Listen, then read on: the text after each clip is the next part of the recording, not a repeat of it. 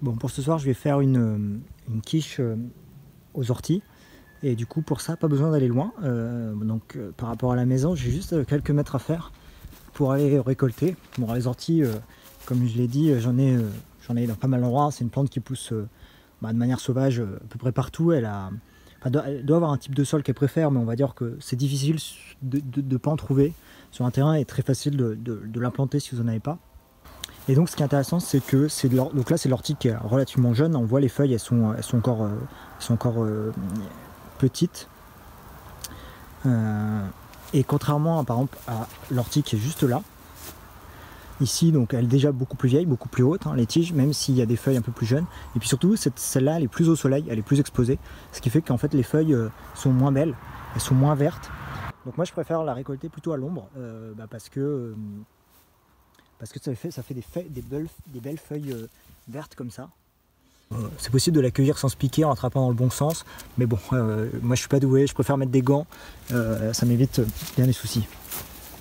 Donc je récupère que les têtes, donc voilà, c'est les petites feuilles, elles poussent par le haut, l'ortie, donc moi je récupère que les quelques premières feuilles du dessus, et je laisse toutes les feuilles qui sont un peu plus anciennes dessous, quoi. Bon là j'en ai déjà un bon petit paquet pour faire une quiche. Peut-être encore un petit peu. Ça réduit, c'est comme les épinards, ça a tendance à réduire à la cuisson, mais c'est aussi très nutritif et puis très goûteux, donc voilà, il n'y a pas besoin forcément d'en mettre énormément.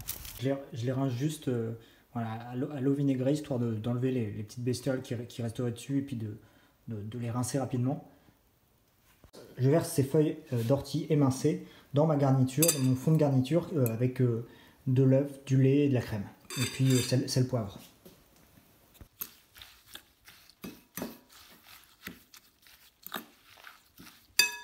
Voilà. Ensuite, il suffit de mettre la préparation avec les orties sur la pâte à tarte classique. Pour finir, j'ajoute du fromage par-dessus pour que ça gratine. Voilà, donc ici de la mozzarella. Maintenant, il suffit de la faire cuire au four pour que ça gratine et puis que la pâte soit croustillante, légèrement dorée. Donc sorti du four, il n'y a plus qu'à déguster. Voilà. Petit endroit sauvage avec des plantes qui poussent d'elles-mêmes, on va dire, tout près du bois. Et ici, des courgettes. Alors j'ai juste jeté une graine. Voilà, je pense que j'ai dû en jeter 4 ou 5 ici. Il y a 2 pieds qui ont bien pris, pas les autres.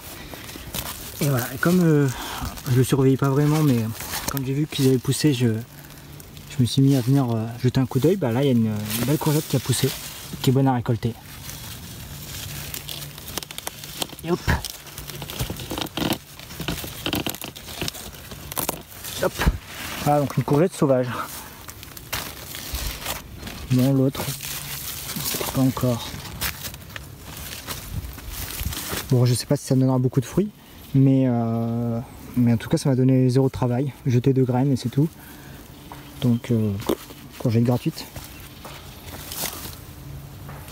Ah, il y en a une autre qui il y en a une petite qui commence.